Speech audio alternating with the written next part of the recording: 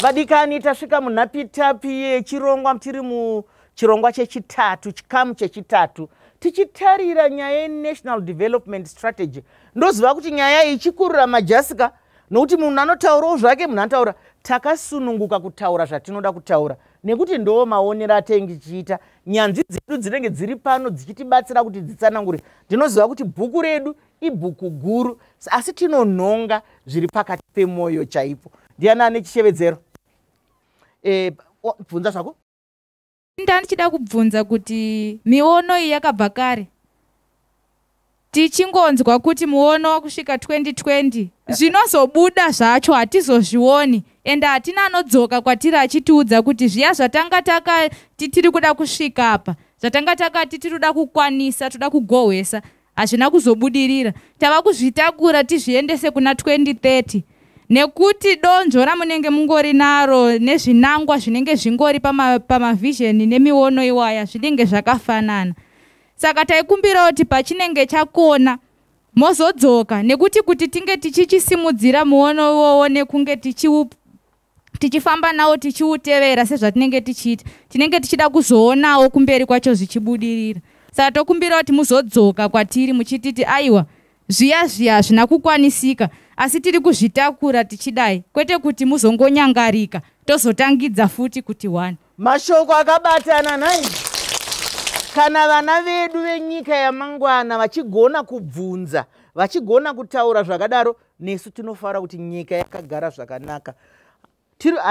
Hatisi kubanana makotsi, ndozviri kutaurwa nemuroora wechidiki, kuti sei tichitange tinobanana makotsi. Pakajeka here kuti izvi zvakundikana, izvadi ndombo yakwauri Sole.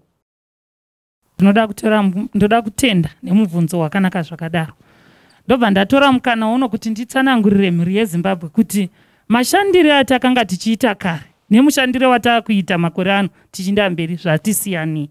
Tikada kutarisa kuti patakanga tiri muTSP yakuda kunopera, takunopendera TSP. Takatanga kufamba tichienda kumatunhu ose tichinotsanangurira vanhu kuti takafamba kusvika pazvinano izvi. Zvasarira zvakasara ndezvezvo, asi taakuzvisimudzira kupinda nazvo muNDS1. Saka netarisiro imwe chete iyoyo kuofisi yemukuru wenyika kwakaiswa futi bazi rinoona nezvemonitoring and evaluation. Vari kusimbaradza nyaya yekuti titeverere kuti isu zvatati muNDS1 mugore ra2021 tiri kuda kufamba kusvika nano idzi. Saka iroro bazi riri kuuya richinoteverera kuti patinonosvika kupera kwa2021 tasvika papi, takoneswa nei, zvipingaidzo zvatasangana nazvo ndezvipi, kuti tizvigadzirise tichienda mberi. Saka zvinhu zviri kugadziriswa mufundo. Mashoko makukutu. Ndosaka muchinzwa kuti kukurukurirana, ndosaka zvirongwa izvi zviri kuya kwamuri.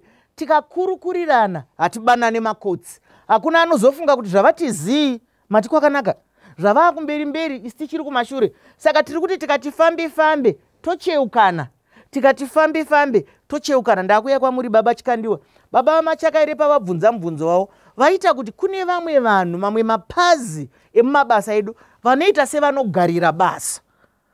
Kune zvirongwa zvakanaka zviri kuitwa izvi, asi kune munhu atogeza kuseni auya kubasa kuzogarira basa kuti risafambe.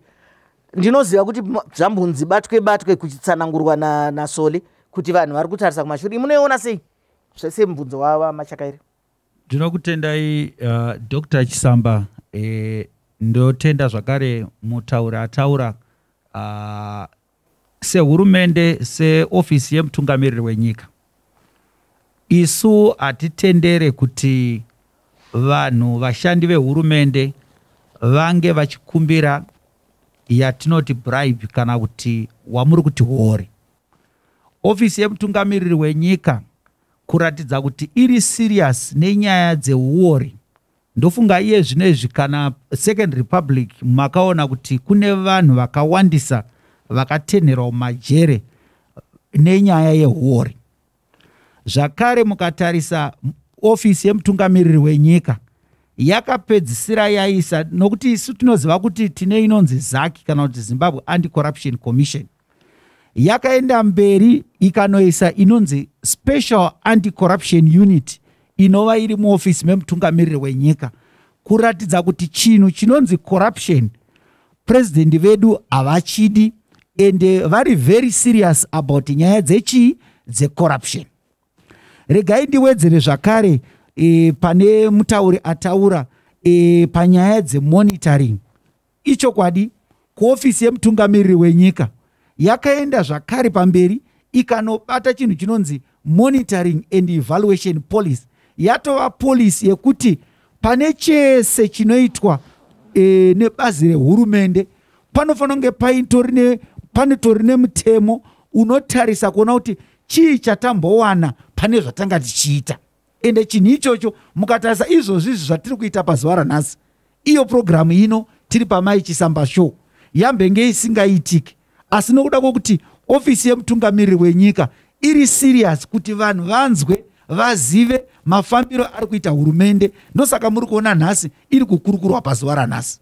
Mashoko makukuta ari kutaurwa. Saka isusu tinongoramba tichingoti sekutaurwa kwazviri kuitwa kuti hokoyo kana uchiri kufunga zvecorruption, hokoyo kana uri kugarira basa, hokoyo kana usina chauri kuitawo mukati mako menyika yeZimbabwe. Ndakambotaura pane chimwe chirongwa kuti ngatiregei kuramba tichipa dzimwe nyika semufananidzo yerunako. Isusu ngatinatsei nyika yedu. Iwe neni tine basa. Ngatisangane muchikamu chinoteera.